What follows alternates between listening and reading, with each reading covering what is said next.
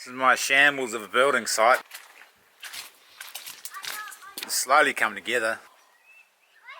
It's actually quite a bit of work. It's real hard to do it one person because I've got to get the bloody corrugated iron up there and then hold it while I drill it into the logs. But it's getting there slowly but surely, and I keep getting interrupted by white baiting.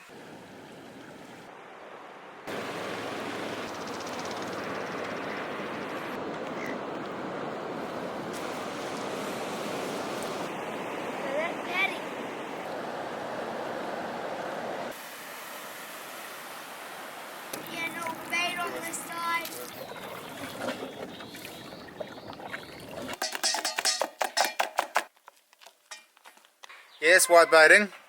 It's been interrupting us a lot actually. Hopefully the season will be over soon and then we'll get back to business. Yes.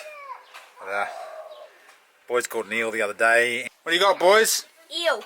Eel. I heard you ate some eel blood, Charlie.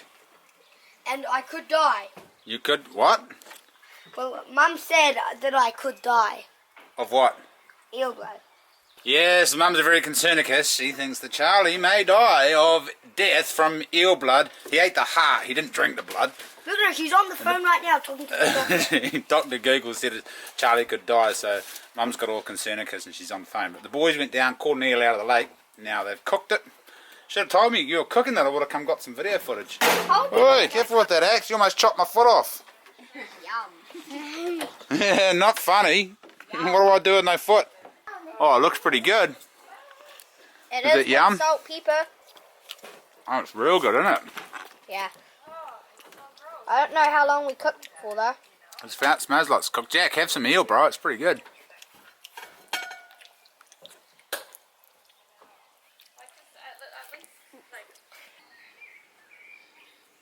Kristen wants to let you guys know what she's doing. No, I don't. I'm going to be replanting this corn because the dogs dug it up. Then I'm going to replant the onions because the dogs dug it up. Then I'm going to replant the lettuces because the dogs dug it up. Oh, it wasn't you. You don't look guilty. Was it you? Oh, you look guilty as sin. Hey? Get out of it, Poochie. No. Without wrecking it. Oh, bloody mongrels. Yes. Diggy diggy hole. This is a hard life having the most diggitiest dogs in town, I tell you. I guess that's what you get burying fish frames in the garden. They're just going to bloody dig them up again. But we usually put chicken mesh over them. And, oh, look at my garlic's cranking. Doing way better than Kristen's is. Yeah, some more of my shambles. Yeah, it's a work in progress. We're getting there slowly but surely.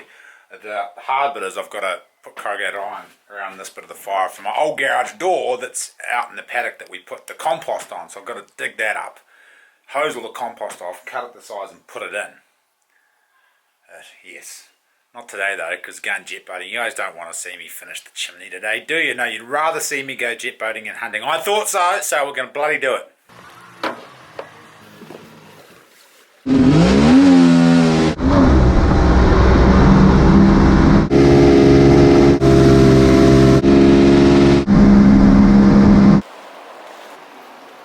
That's it, nice. Well, I found that campsite. It's not fantastical, but it's not too shabby. It'll do. A little bit of firewood around, some old deer sign. So we've still got a couple of hours till sunset. We're just going to set up camp now and get a little fire going, have a cup of tea.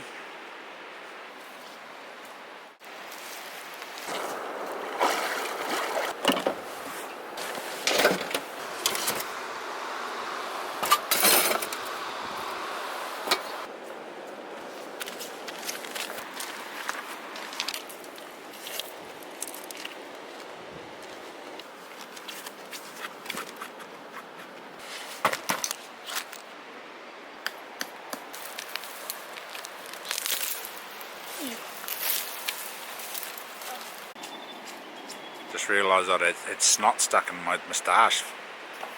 And God knows how long it's been here, probably all day. I just got schooled. I just schooled myself. I was looking around, I was thinking, what would be really good for tinder in the bush? I thought dried moss, yeah, not much of that here in the rainforest. And then I thought, oh, what about that crap in the top of the punga tree? So I got some, and it bloody works.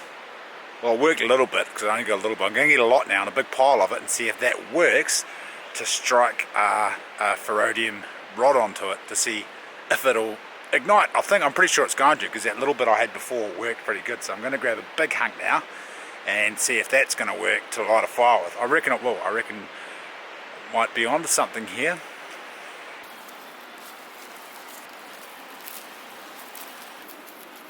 Alright, let's put that in the middle there.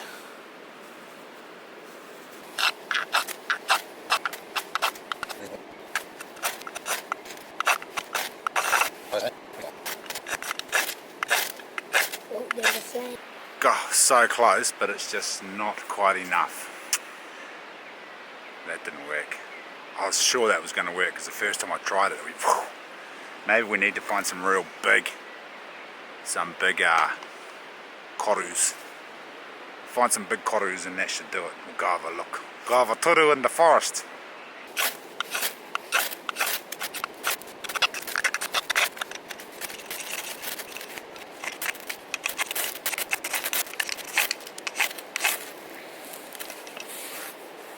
So, no go. Maybe if you picked it and then dried it out in your pocket for a few days it might work, but I thought I was onto something then. Oh well. Trial and error. I'm going to pick a bunch dried out and try it after a couple of days once it's dry. I might try shave some rata shaving, see if that'll take.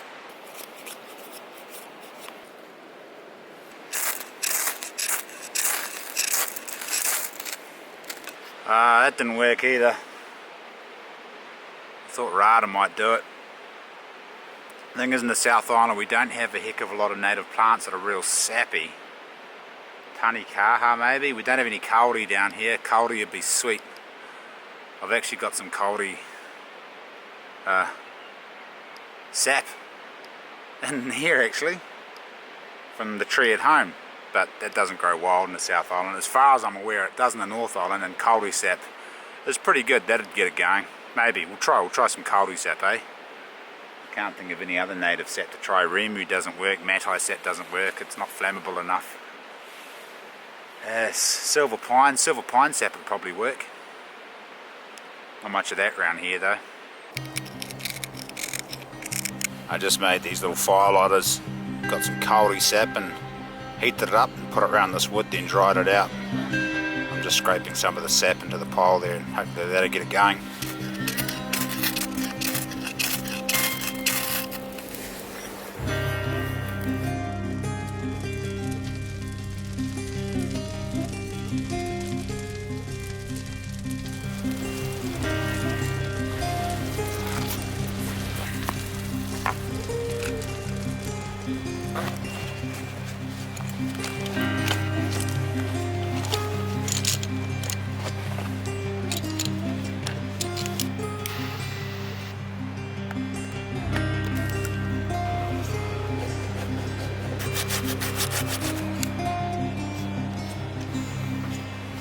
The old Indian fire. Some tribe of Indians invented it, I think. I can't remember the name of the tribe. I just call it the Indian fire. It usually makes a U-hole. You do it on a flat bit of ground and you have one hole going there and you have a U connecting them. But because we had a little bank here with a bit of clayey sand, we just made a hole in the side, then one at the top. And what the idea behind it is it sucks oxygen and spits it out. It gets a thermo siphon going. Is it a thermo siphon? Might not be if there's no water. I think it's the thermo siphon going. No, because siphon needs water. Anyway, it uses oxygen and it blows oxygen through the fire, so you've got a more efficient fire and less smoke.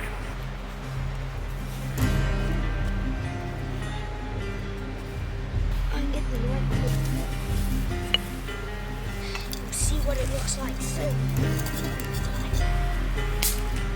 Yeah, in case you fellas didn't watch my other video about dead supplejack, dead supplejack makes really good kindling.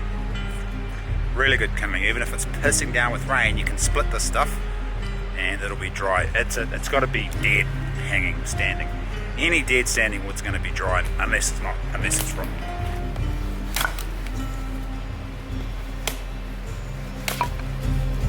Smokeless fire is smoking quite a lot.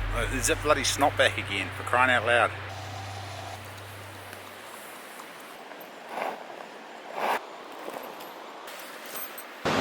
Almost time for deer hunting. Almost that time. There's a Kia, come check us out. He's very curious.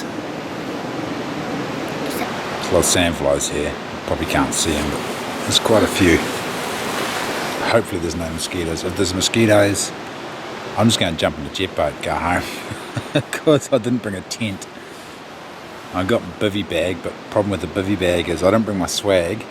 But even the swag and the bivvy bag with the insect mesh is not quite enough airflow going through, and I need lots of oxygen at night, otherwise I choke. I'm going to try to get one of those little battery powered computer pumps actually, and just bring a little power pack up, and then you have the computer pump going, and that way it's going to blow fresh air into my bivvy bag or my swag, and I'll be able to breathe with all the insect stuff and everything zipped up.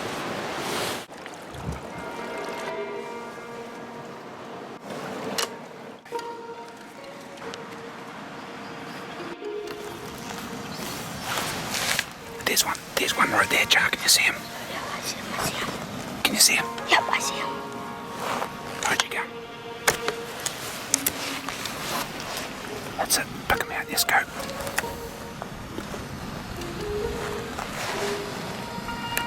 He's broadside. Can you see him?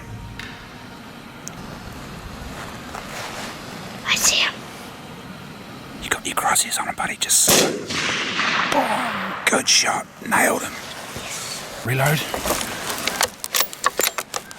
Line him up. Line him up. Take your time. See him? Hit him again if you can. Nice and slow.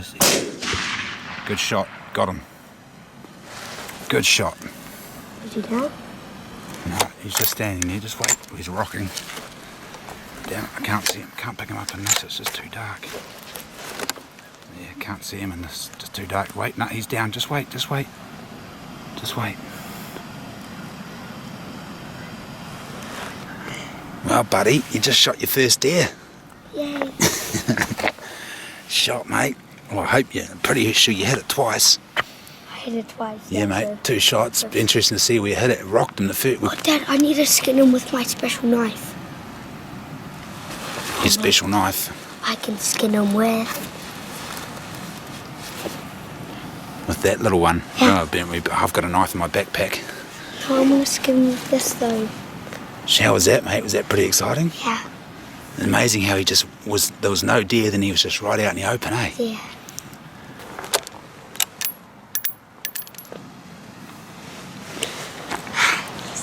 Nice. How you feeling, mate? Look where that bullet shell landed.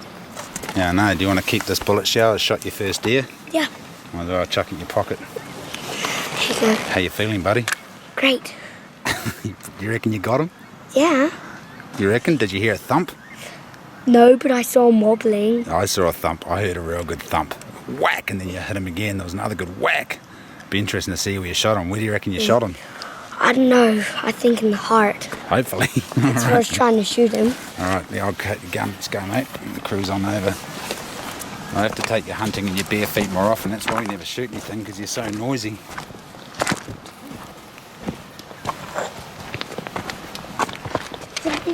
Right there.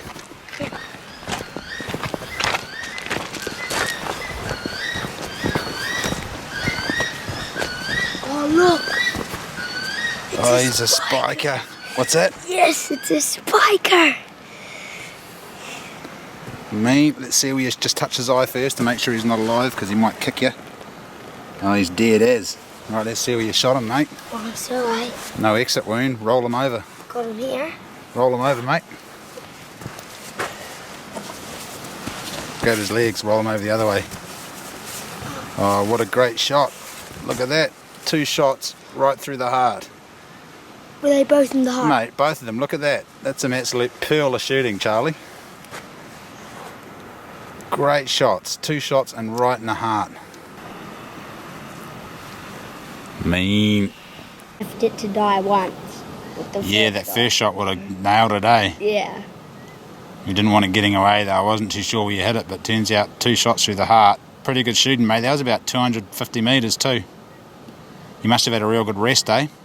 And just slowly squeezed it off. Do I chop its head off? We'll do that afterwards, but we don't want to blunt the knife, so first of all, we'll open its guts up. I have no idea how to do that. You haven't been watching me? No. Ah, well, now's the time to learn. What is happening there? And just a little tiny slit. Well, stop. Now poke your finger through. See if you can poke it through that bit of skin. There's about 10 millimetres, about that much skin, buddy. About that thick. That's it. Good, good, good. Right, stop now you've done that.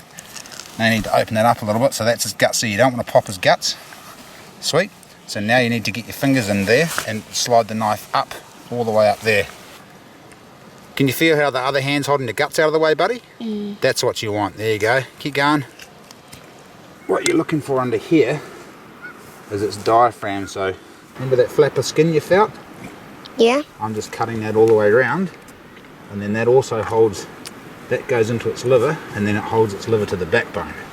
So I'm cutting all the way through there, and I'm going to cut through the flap of skin that's holding its liver to the backbone. And then once I've cut through that, I'm going to come back round this way, just cut that down a little bit, and then I'm going to pull the whole lot out.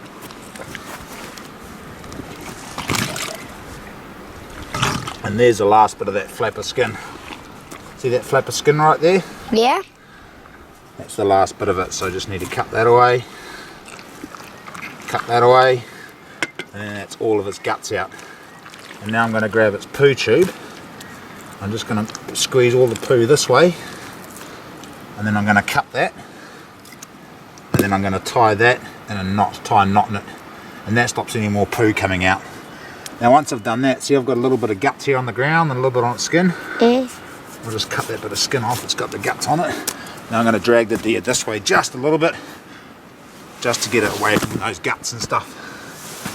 Sweet. Sweet. I'll come have a look at this, buddy. Oh, there's a lot of blood in there. Hold on, I'm just going to cut its arsehole out now. So have a look there. Sweet.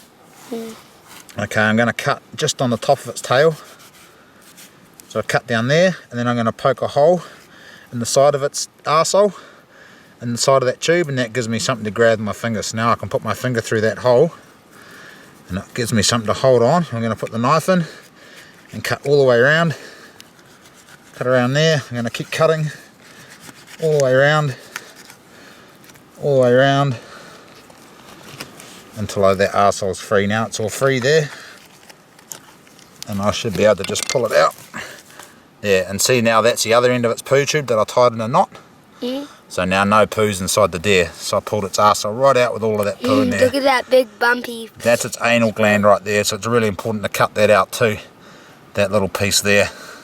And then what's a good idea, when you've shot a deer this size, you can squeeze its poo out, and you can see the size of its poo and what kind of deer it is. It's just a young spiker, just a 2-year-old.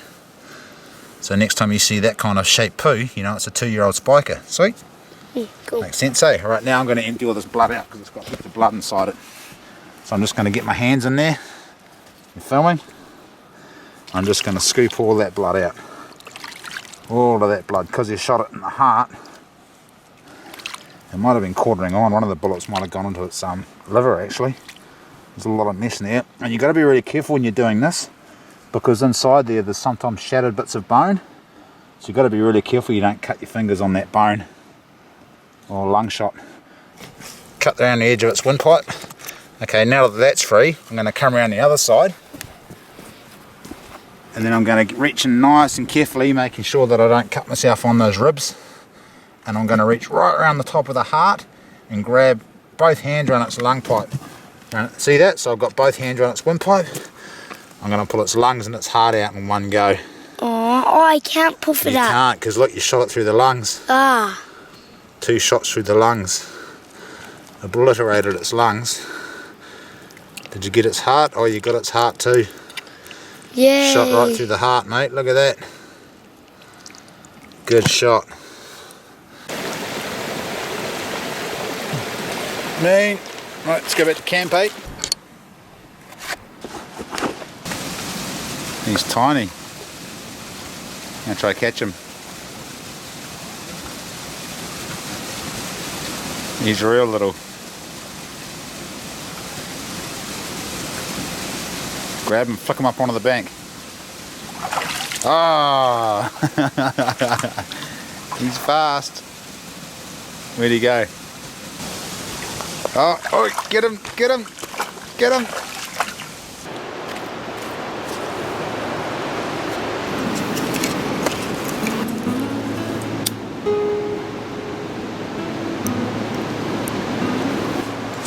Where'd that heart go?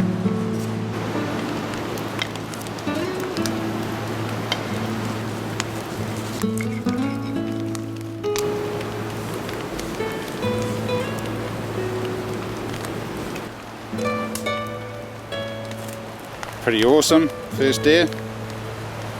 Yeah. Got it. What do you reckon? Good? Yeah. What's it taste like? Deer.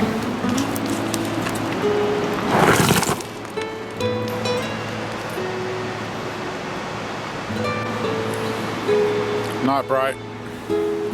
Not.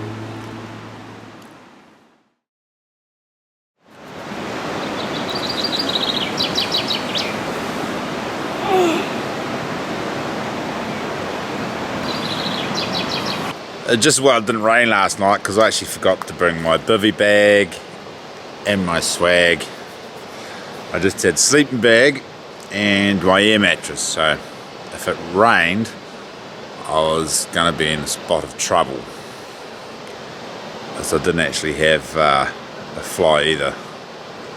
Basically forgot everything. I just chucked shit into a dry bag, and I had my bivvy bag there in the flyer, but I obviously forgot to put them in. So it didn't rain and I had a good night's sleep. My Black Stag 750, which I've had for 5 years now. I've had that Black Stag 750 since a year after I started my channel. That was one of the first things Stony Creek gave me, actually, was the Black Stag sleeping bag. Oh, they gave me some boots, and then I think they gave me a jacket, and then they gave me the sleeping bag after I hounded them for a sleeping bag. But 5 years later, it's still going strong. The Black Stag 750, it's not as lofty as it once was, but still gets me through the night.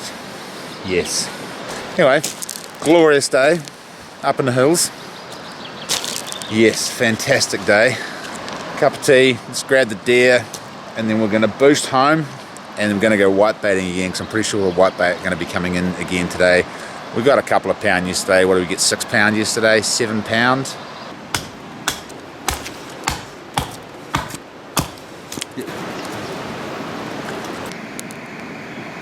This light is awesome, isn't it? Mm.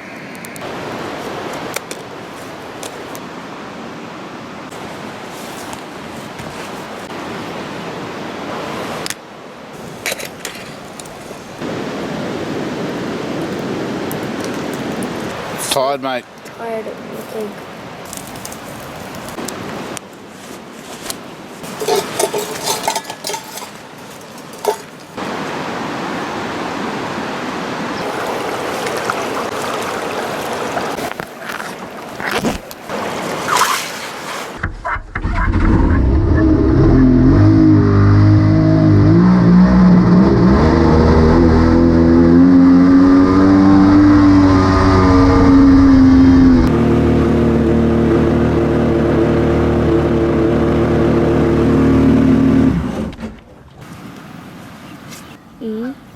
You want to take on home, chuck it in the incubator? Yeah. Hell no. If it's the last thing we need around the house, eating my vegetables is a bloody goose. Yeah. We should actually just crack them all open and do our bit for conservation, but we're not going to. We're just going to leave them there and go get our deer, which is way over there. Let's pace it out, see how far away it was. We'll pace the deer out, see how far the shot was.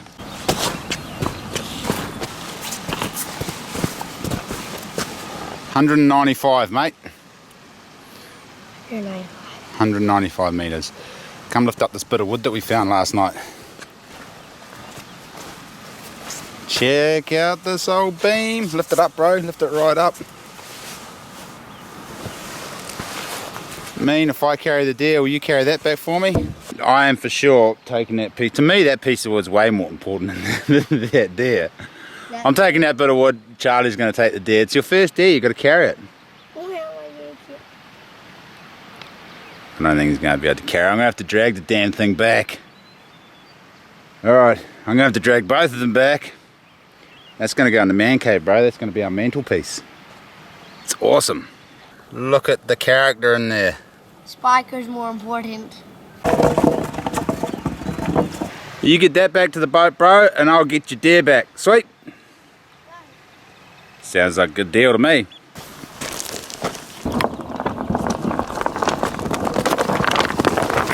Don't stay.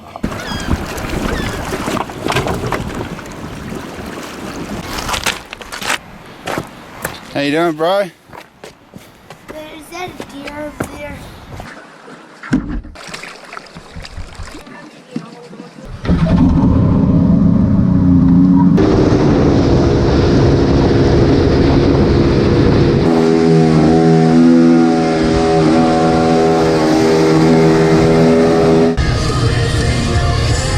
G'day, mates. G'day. How you doing? Oh, good dog. Good dog. Hey, come on in. Good boy. Good boys. G'day, Sonny. You gonna show him your deer, are you?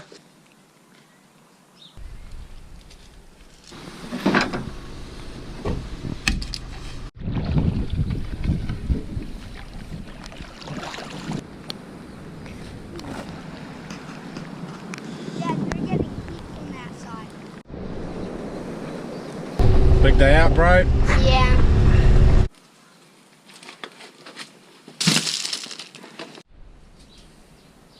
Generally when I shoot a deer, I'll get it back home, if I get it back home whole that is.